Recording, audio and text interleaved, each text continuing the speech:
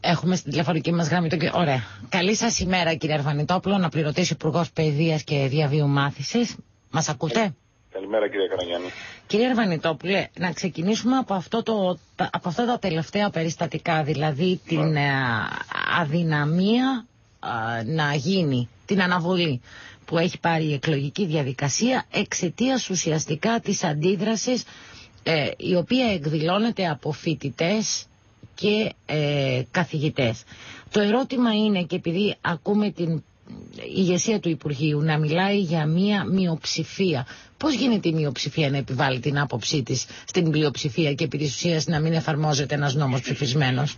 Δυστυχώς αυτό το έχουμε δει πολλές φορές να γίνεται στην Ελλάδα. Αλλά θα σας πω τούτο, ότι πράγματι είναι μια μειοψηφία και το είδαμε αυτό για παράδειγμα και στο Αριστοτέλειο. 300 φοιτητές στο μεγαλύτερο ίσως πανεπιστημιακό ίδρυμα της χώρας παρακόλλησαν τη διαδικασία και δεν την άφησαν να εξελιχθεί. Κοιτάξτε, εδώ υπάρχει... Ξέρετε, αυτό το οποίο, κύριε καθηγητά, γιατί έχω και στο μυαλό μου και την ιδιότητα του πανεπιστημιακού, κύριε Υπουργέ, αυτό το οποίο μου περιγράφεται, και άκουσα και την Υπουργό Παιδείας να το περιγράφει το πρωί, είναι μια διαπίστωση στην οποία νομίζω λίγο πολύ όλοι θα συμφωνήσουμε. Το ερώτημα είναι ότι η ηγεσία ενός Υπουργείου, που είναι και υπεύθυνο να εφαρμόσει τον νόμο, θα πρέπει να προχωρήσει πλέον σε ένα άλλο στάδιο, γιατί τις διαπιστώσεις μπορούμε να τις κάνουμε εμείς οι δημοσιογράφοι. Κοιτάξτε να δείτε, η ηγεσία του Υπουργείου Παιδείας, αυτό το οποίο λέει και κάνει, είναι ότι πρέπει να εφαρμοστεί ο νόμος και οι δημοκρατικές διαδικασίες να εξελιχθούν. Εάν, και άκουγα με πολύ προσοχή αυτά τα οποία είπε ο φοιτητής προηγουμένως, εάν πράγματι θεωρούν ότι υπάρχει πλειοψηφία στην άποψή τους, γιατί δεν την αφήνουν να αποτυπωθεί στην κάλπη? Εάν πράγματι αυτοί οι οποίοι παρακολουθούν τη διαδικασία θεωρούν ότι έχουν την πλειοψηφία μαζί τους, γιατί δεν την αποτυπώνουν στην κάλπη? Τι πιο δημοκρατικό να αποτυπωθεί αυτή η πλειοψηφία τους, η υποτιθέμενη πλειοψηφία τους στην κάλπη? Γιατί δεν το κάνουν αυτό? Θα έλεγα λοιπόν ότι εδώ έχουμε το εξής. Έχουμε ένα νόμο, ο οποίος ουσιαστικά, για να μην επαναλαμβάνω τα ίδια, ψηφίστηκε, το ξέρουμε όλοι, από μια πολύ μεγάλη πλειοψηφία, ευρεία κοινοβουλευτική πλειοψηφία. Θα έλεγα και κάτι άλλο, ότι υπάρχει και μια πλειοψηφία και μέσα στην πανεπιστημιακή κοινότητα. Και στα μέλη ΔΕΠ και Βρυτάνης πλέον και οι φοιτητές υπάρχει μια πλειοψηφία. Δηλαδή μια πλειοψηφία η οποία θέλει να αλλάξει τα πράγματα. Μπορεί να υπάρχουν επιμέρους διαφωνίες με άρθρα του νόμου κτλ. Αλλά όπως γίνεται σε μια ευνομούμενη πολιτεία, αυτές οι διαφορές, για παράδειγμα, πήραν το δρόμο της προσφυγής στο Συμβούλιο της Επικρατείας. Υπήρχαν 2-3 διαφορές από καθηγητές ή βρετανικές αρχές, οι οποίοι προσέφυγαν, όπως τους δίνει ο νόμος και η πολιτεία, το δικαίωμα να πράξουν στο Συμβούλιο της Επικρατείας. Αυτή είναι μια σεβαστή διαφωνία. Θα αναμένουμε το αποτέλεσμα της εκδίκασης υπόθεσης. Αλλά το να παρακολουθεί τη διαδικασία και να μην εφαρμόζεται στο σκέλος της διοίκησης, προσέξτε κάτι. Ο νόμος αυτός σχεδόν εφαρμόζεται στην ολότητά του και δεν εφαρμόζεται στο σκέλος της διοίκησης. Ας αναρωτηθούμε γιατί. Γιατί το σκέλος της διοίκησης αφορά σχέσεις της εξουσίας ουσιαστικά. Άρα λοιπόν ας δούμε την εφαρμογή του νόμου στην ολότητά του. Αυτό το οποίο λέω παγίως. Ας δούμε την εφαρμογή του νόμου. Επιτρέψτε μου ένα λεπτό. Ας δούμε την εφαρμογή του νόμου. Ας δούμε πώς θα λειτουργήσει αυτός ο νόμος. Ας τον αξιολογήσουμε. Να δούμε πώς και τι καινούριο φέρνει και πώς ενσωματώνεται στις μέχρι τούδε πρακτικές των πανεπιστημίων. Να δούμε πώς θα αποδώσει. Και από εκεί και πέρα θα κάνουμε τη συζήτηση αν χρειάζεται να αλλάξουμε ορισμένα πράγματα. Αλλά το να μην εφαρμόζω εκ των προτέρων και να διαφωνώ άρθρα του νόμου που αφορούν το σκέλος της διοίκησης, αυτό είναι ακατανόητο. Και θα σας πω και κάτι άλλο. Κύριε Υπουργέ, αν μου επιτρέπετε, γιατί αναφέρεστε στο κομμάτι που αφορά τη νέα δομή διοίκηση στα ανώτατα εκπαιδευτικά ιδρύματα και αντιλαμβάνομαι ότι λέτε ότι πίσω από αυτή την αντίδραση που εκδηλώνεται επί της ουσίας από καθηγητές υπάρχουν συμφέροντα, υπάρχουν και κτημένα. Υπάρχουν και από καθηγητές. Εντάξει, αλλά όταν αλλάζουν οι δομές. Μα είναι και από καθηγητές. Και οι Βρετάνες. Λίγους καθηγητές. Οι Βρετάνες νομίζω ότι όλοι εφαρμόζουν τον νόμο ως έχει, κάνουν αυτά τα οποία λέει ο νόμος ότι πρέπει να πράξουν και νομίζω ότι αυτό πρέπει να το αναγνωρίσουμε. Αυτό το οποίο λέω είναι το εξής, ότι βεβαίως το σχέδιο διοίκησης αφορά δομές εξουσίας. Θα έλεγα λοιπόν να δούμε τον νόμο συνολικά. Στο σύνολό του σχεδόν ο νόμος εφαρμόζεται. Από εκεί και έπειτα το σκέλος αυτό που αφορά τη διοίκηση, και αυτό νομίζω ότι πρέπει σιγά σιγά να εφαρμοστεί και να αξιολογηθεί. Θα έλεγα επίσης ότι αυτοί οι οποίοι κόφτονται, γιατί βλέπουμε ότι μιλάνε για την προάσπιση του δημόσιου χαρακτήρα του Πανεπιστημίου, μα οι ίδιοι το υπονομεύουν. Μα αυτές οι πράξεις υπονομεύουν το δημόσιο πανεπιστήμιο. Αυτές οι πράξεις φέρνουν, αν θέλετε, την ανομαλία και την απαξίωση στο πανεπιστήμιο. Εάν θέλουμε και επιδιώκουμε όλοι μαζί κάτι, είναι η αναβάθμιση των πανεπιστημίων και να έχουμε στην Ελλάδα ισχυρά δημόσια πανεπιστήμια. Κύριε Ερβανιτόπουλε, ο Σύλλογος Καθηγητών του Οικονομικού Πανεπιστημίου, που ζητάει από την πολιτεία να παρέμβει προκειμένου να εξελιχθεί ομαλά η εκλογική διαδικασία, σας προτείνει μία αλλαγή στον τρόπο αυτής της διαδικασίας. Το εξετάζει το Υπουργείο και ποιος είναι αυτός ο τρόπος? Μπορεί να γίνει με ηλεκτρονική ψηφοφορία ή με επιστολική ψήφο? Εγώ θα ήθελα να αποφύγουμε αυτούς τους τρόπους. Η δική μου επιθυμία, και λέω δική μου ως αρμοδίου για τα θέματα τριτοβάθμιας εκπαίδευσης, είναι να εξελιχθούν οι διαδικασίες ομαλά. Είναι να δημιουργηθεί ένα κλίμα ομαλότητας, όπου όλοι μπορούν να εκφράσουν τις ενστάσεις τους, όλοι μπορούν να εκφράσουν τις αντιθέσεις τους, αλλά δεν θα υπάρξουν προσκόμματα στην δημοκρατική διαδικασία των εκλογών. Και αυτό νομίζω πρέπει να γίνει μέσα στο Πανεπιστήμιο. Το Πανεπιστήμιο είναι ένας χώρος δημοκρατίας.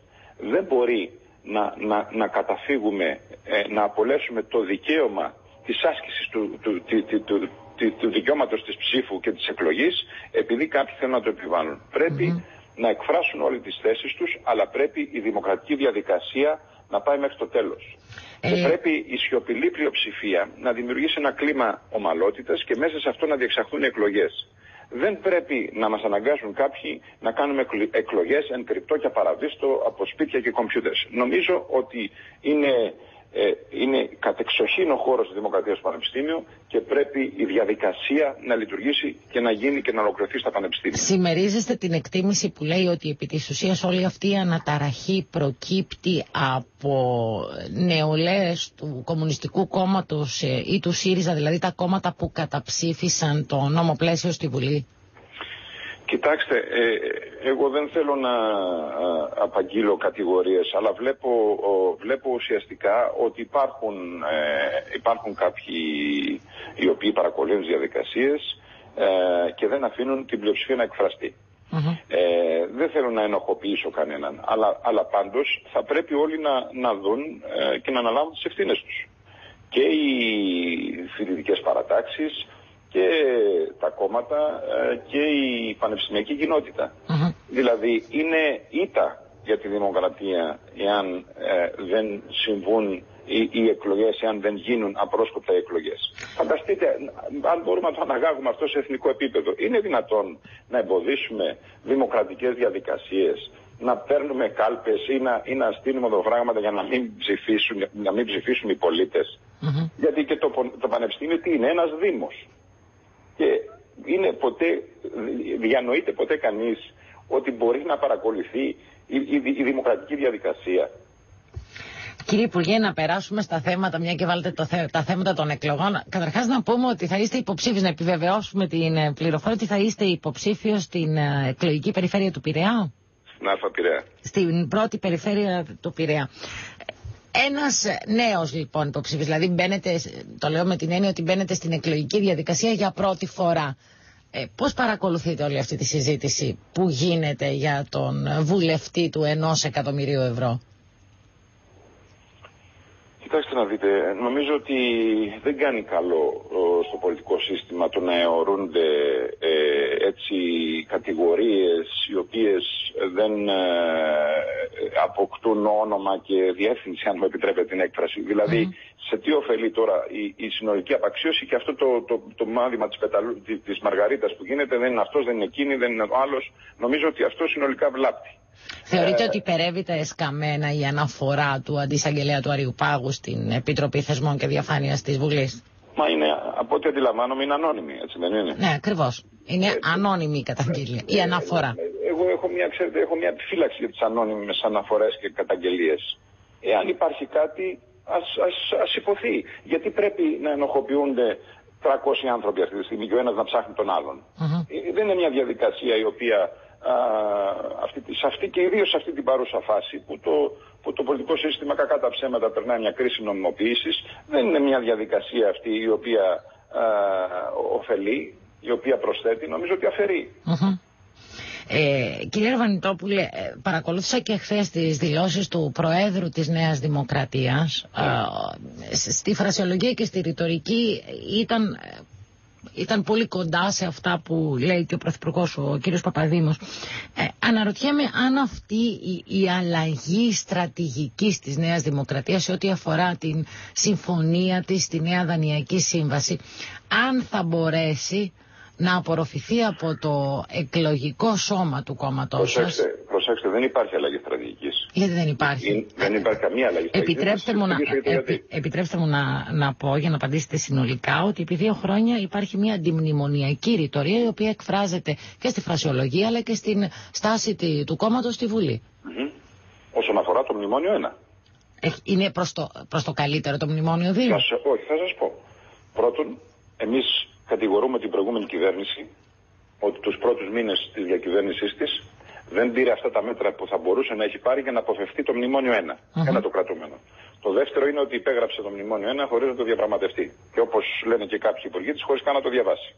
Το τρίτο είναι ότι ακόμα αυτά τα μέτρα τα υφεσιακά που έφερε το μνημόνιο 1 δεν εφαρμόστηκαν και σωστά. Εφαρμόστηκαν και πλημελώς, κατά τη δική τους πάντοτε παραδοχή. Και 2 χρόνια μετά από αυτή την καταστροφική διακυβέρνηση της κυβέρνησης του Πασόκ, φτάσαμε στο χείλος της καταστροφής. Η Νέα Δημοκρατία δεν είχε άλλη επιλογή παρά να διασφαλίσει την διάσωση της χώρας και την ευρωπαϊκή της προοπτική. Η Νέα Δανειακή Σύμβαση έχει σημαντικές διαφορές από την πρώτη σε τι? Πρώτον, ότι τώρα έχουμε την μείωση του χρέους. Έχουμε το περίφημο κούρεμα, το PSI, το οποίο εντωμεταξύ η κυβέρνηση του Πασόκ το έχει καταστήσει μη βιώσιμο. Τώρα έχουμε αυτό το κούρεμα, το οποίο είναι υποφελία του ελληνικού λαού. Η δεύτερη μεγάλη διαφορά είναι ότι μειώνεται το επιτόκιο δανεισμού, ενώ προηγουμένως είχε ανέβει. Και η τρίτη είναι ότι η αποπληρωμή του χρέους μετατίθεται σε βάθος χρόνου. Τώρα, όσον αφορά τα θέματα των μέτρων, που και εδώ έχουμε, να μην το κρύβουμε, να λέμε την αλήθεια στους πολίτες, και εδώ υπάρχουν επώδυνα μέτρα. Θεωρούμε όμως ότι όλη αυτή η σύμβαση, το κούρεμα και η σύμβαση διασώζει την χώρα, διασώζει τον τόπο και μας δίνει τον χρόνο να προσπαθήσουμε να φέρουμε τις διαρθρωτικές αλλαγές, σιγά σιγά να ανακτήσουμε αξιοπιστία και μετά την εκλογική διαδικασία μια ισχυρή κυβέρνηση να μπορέσει να διαπραγματευτεί και μέτρα ανάπτυξης σε μια Ευρώπη που και εκεί το κλίμα αλλάζει.